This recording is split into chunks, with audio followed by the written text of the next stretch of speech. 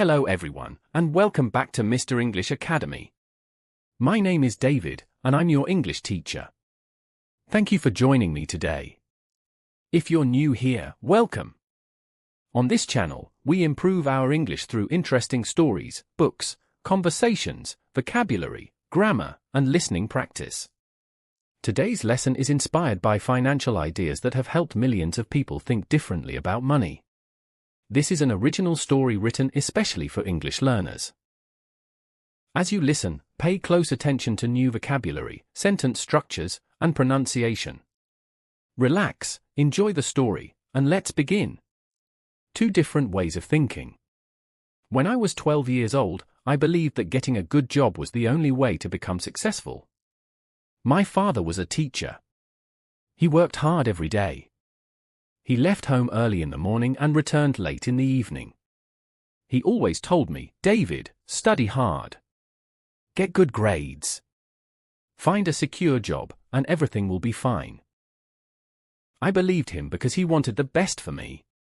One afternoon, my best friend, Michael, invited me to visit his father. Michael's father owned a small furniture business. Unlike my father, he did not wear a suit. Instead, he wore simple clothes and worked alongside his employees. Yet, he always seemed happier, calmer, and more relaxed than most people I knew. I became curious and wanted to understand why. The first lesson. Michael's father smiled warmly and asked me, "So, David, what do you want to become when you grow up?" Without hesitation, I answered, "I want a job that pays a lot of money." He laughed gently and said, "Money is important, but understanding how money works is even more important." Those simple words stayed in my mind. He picked up 2 empty jars from a shelf. Holding the first jar, he said, "This jar is your pocket." Then he dropped a few coins into it. Next, he picked up the second jar and said, "This jar is your investment." He placed the same number of coins into the second jar. Then he explained, "If you spend everything from the first jar, you'll always need another paycheck. But if you keep filling the second jar, one day your money will begin working for you."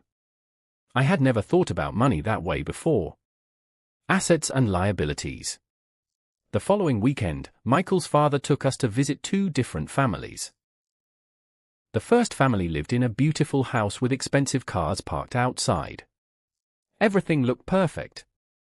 He looked at us and said, "They earn a lot of money, but they spend even more.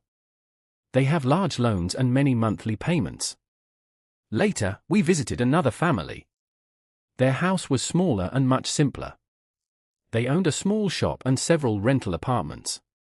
Every month, those apartments brought in extra income. Michael's father smiled and said, "They are building assets." I asked him, "What is an asset?" He replied, "An asset puts money into your pocket." Then I asked, "And what is a liability?" He answered, "A liability takes money out of your pocket." For the first time, I truly understood the difference. Learning never stops. Every Saturday, Michael and I helped in the furniture workshop. We didn't receive much money for our work. Instead, Michael's father gave us something much more valuable, knowledge. He taught us how to calculate profits, manage expenses, and treat customers with honesty and respect. Most importantly, he encouraged us to make mistakes. He often said, "If you never fail, you'll never learn." Slowly, I realized something important. Education doesn't stop after school. Life itself is the greatest classroom. Saving isn't enough. Years passed. I graduated from university and found a good job. My salary increased every year. I bought a new phone. Then I bought a bigger television. Later, I purchased an expensive car. Although I earned more money, I always seemed to have very little left at the end of the month. One day, I met Michael again. He smiled and asked, "Are you investing?" I looked down and quietly replied, "No." He nodded and said, "That's why you're working harder instead of smarter." His words reminded me of the lessons his father had taught us many years before. A new beginning. That evening, I made an important decision. I sat down and wrote a plan for my future. I listed every expense. I stopped buying things I didn't really need. Instead, I began saving a portion of every paycheck. Then I started learning about investing. I read books. I watched educational videos. I listened to successful investors. I asked experienced people for advice. Little by little, my savings grew.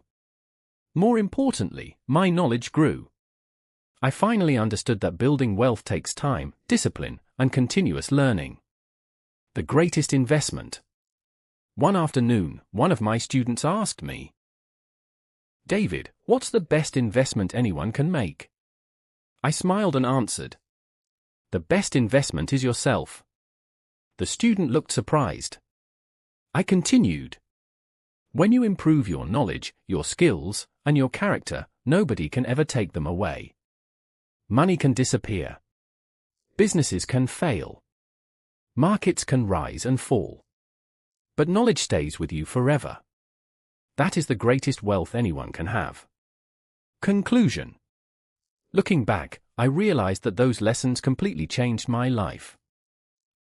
I learned that working hard is important, but working wisely is even more important. I learned to spend carefully, save consistently, invest patiently, and never stop learning. Because true wealth doesn't begin in your bank account. It begins in your mind. Closing remarks. Thank you so much for learning with me today. I hope you enjoyed this original story and learned both new English vocabulary and valuable money lessons. Now I'd like to hear from you. If you received an extra $1,000 today, would you spend it, save it, or invest it? Write your answer in the comments below, in English.